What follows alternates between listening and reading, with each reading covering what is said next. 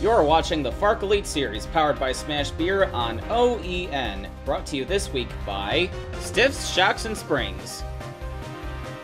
Here are the highlights of 50-50 Sprint number 1 of the Sleaze Cheese 200 at Road America in Elkhart Lake, Wisconsin, race 39 of the championship.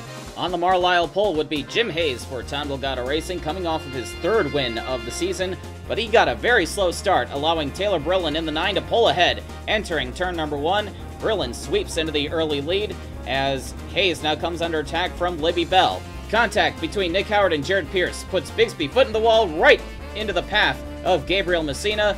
That takes the both of them out on lap number 1 in the first corner. Libby Bell and Taylor Brillin would break away from the field.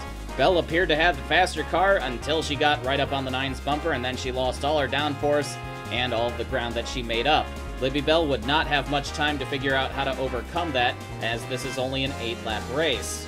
Kelly Splicin in the 96 for Accelerator Motorsports is trying to hold off a hungry pack for third, including Jim Hayes, who's trying to not fall any further down the running order. As Splicin hangs on to third for now, Michael Madrigal pounces on Jim Hayes for fourth. Madrigal would overtake the 77, and here he comes right under the 96 for third on lap number 5.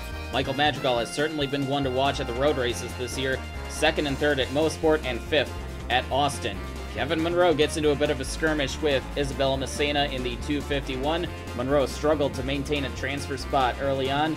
He was scored in 20th place at the end of lap 4. He would need to pick up the pace in order to keep his title hopes alive. Frank Azure in the 37, the new Rookie of the Year leader, was also struggling to get into a transfer spot. This is Dash Cup star Hannah Percy in the 84 for HQS Racing, replacing Caitlin Richler for this race. Hannah Percy has not been in a FARC car since last year's Japanese Tour, where she picked up a win at Hokkaido, but she was struggling in today's race.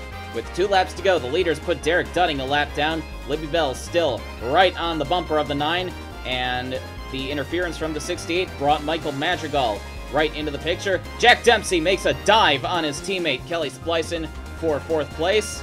Jack Dempsey, like Michael Madrigal, has proven himself to be a formidable road racer this year. He finished second in his sprint race at Lake Afton. Dempsey now completes the pass on his teammate, and he will try to make up as much ground as possible on the leaders.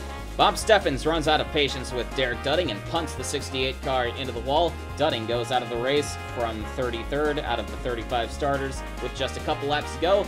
On the white flag lap, Libby Bell makes a dive on Taylor Brillin heading into Station 5. Michael Madrigal is right there. Bell had been right on the 9's bumper this whole race, so it was only a matter of time before she found an opening and made her move. As Bell now clears Brillin for the lead, Michael Madrigal is now going to try to challenge the 9 as Brillin starts to lose the handling on that car, but she's going to hold Madrigal off through the carousel.